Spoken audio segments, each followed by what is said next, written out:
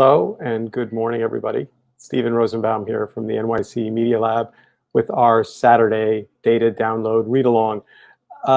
We're playing with this idea of the fact that some people like to read the newsletter, some people like to hear the newsletter.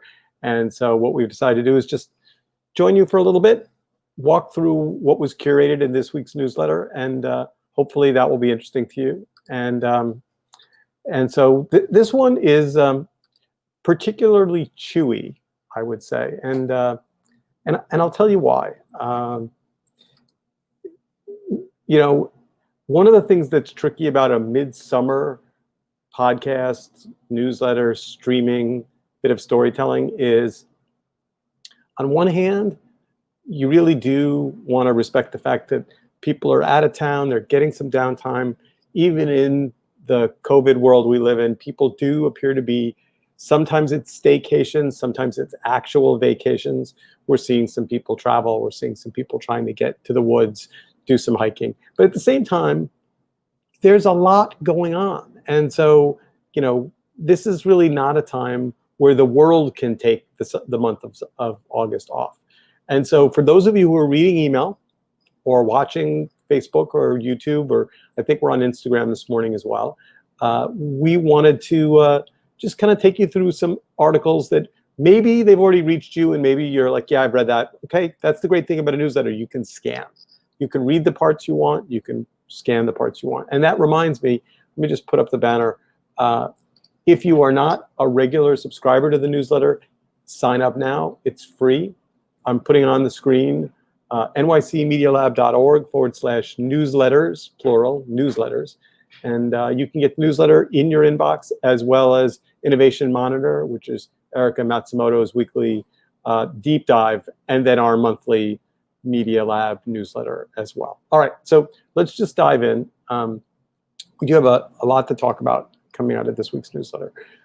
So to begin with, the first thing we put at the top of the newsletter, and we debated it. I mean, is this really the first thing you want to see on Saturday morning when you open your email?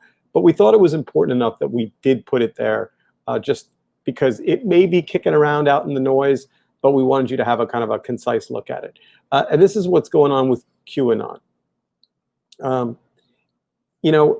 QAnon began as a fringe 4chan, 8chan, Reddit, kind of like not mainstream thing. And then it has increasingly become something that is more critical. And so this article, which we pulled, and here I'll show you what it is.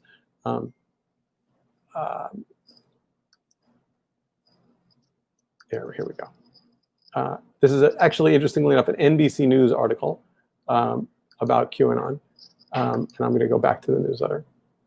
I thought I was.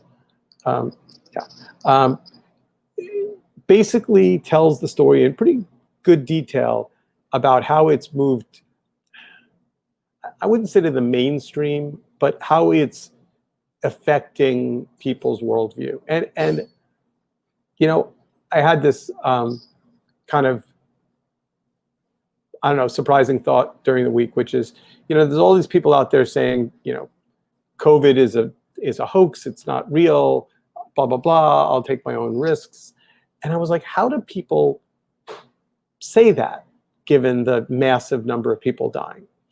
And the only answer I have is, if you're reading your own verticalized media stream, like in the streams that I tend to read, COVID is very real.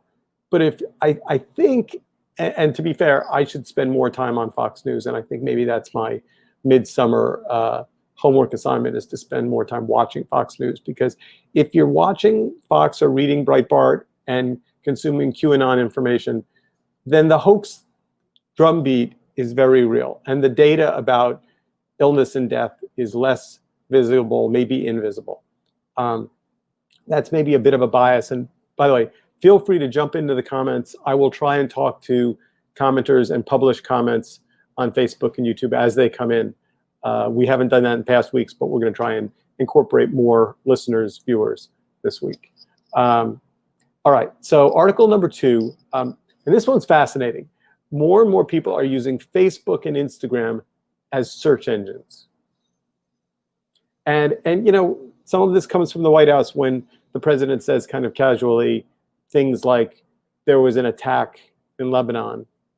And when kind of questioned on where that information came from, I mean, former presidents would have gone to their security advisors, found out what happened, and would have been really careful to not say publicly anything that wasn't provably true. But this president seems perfectly willing to say, well, I heard, lots of people are saying. And so the danger of using Facebook and Instagram as a search engine, particularly during a pandemic, is that lots of people are saying something might turn out to be, I mean, certainly fake news, but maybe worse.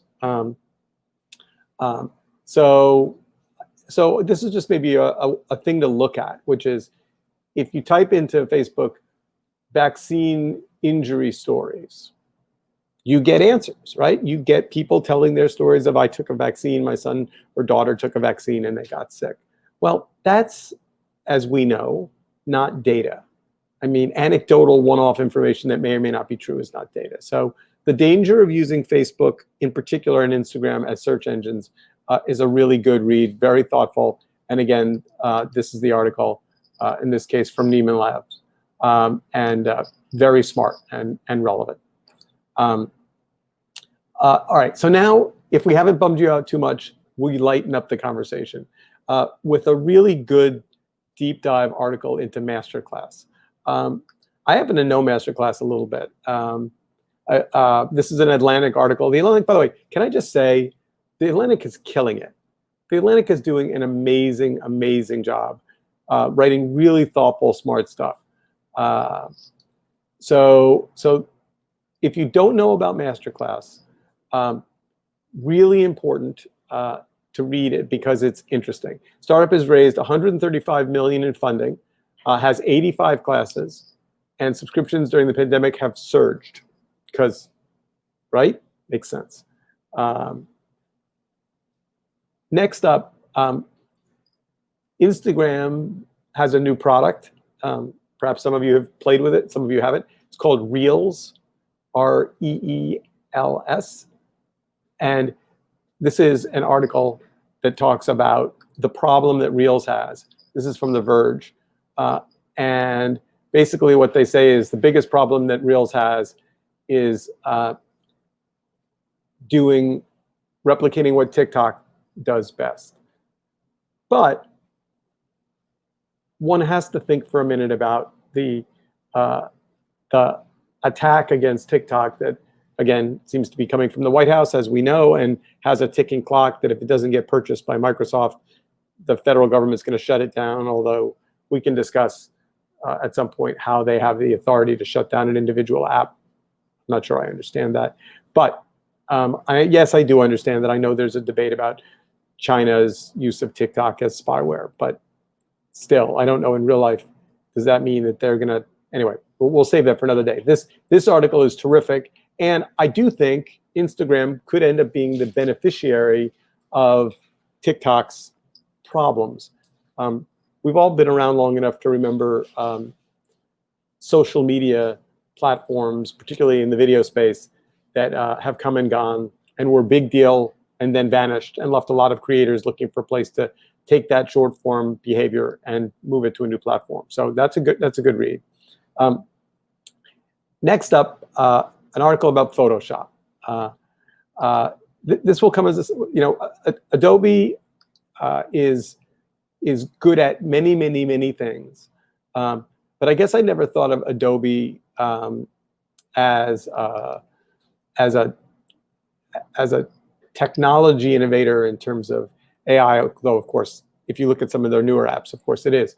But Adobe has begun work on its content authenticity initiative, CAI, last year along with partners like Twitter and the New York Times. And the initiative recently released a white paper describing an open standard for tagging media with cryptographically signed data, which Adobe says it will build in a preview release of Photoshop this year.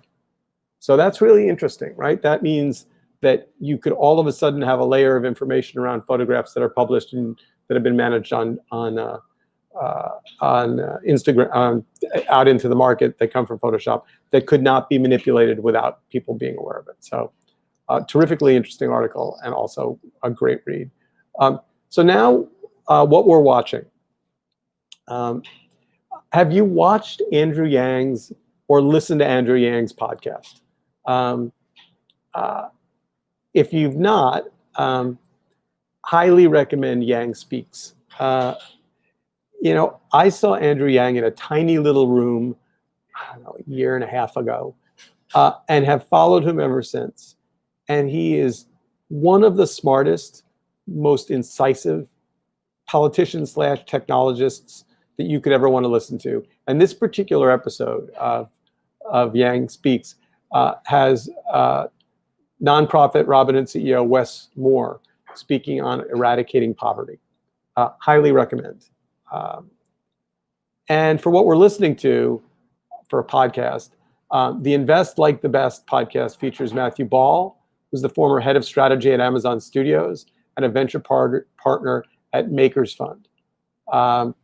Again, a lot of conversations about what the next generation of media is going to look like. As we move toward our summit in the fall, you're going to hear a lot of those conversations on our stages. But this is a really good listen. It's a little on the long side. It's 107 minutes, so maybe you don't have, you know, an hour and a half plus to dedicate to this. So maybe you listen to some of it. But that's really this week. I mean, a huge shout out to our partners and friends at the Edge Group. They're our newsletter partner, they're a curation partner, and they work with us to try and find things that aren't necessarily front and center, that you might have not read or heard about. And huge thank you to them. So with that, that's this week. It's a good newsletter. We hope you'll read it. We love your feedback, comments, thoughts, suggestions, other things we should be writing about, things we're missing, things we get wrong. This really is an open conversation, and that's part of why we do it. And with that, have a good weekend and enjoy what is lovely weather, and stay safe. See you next week.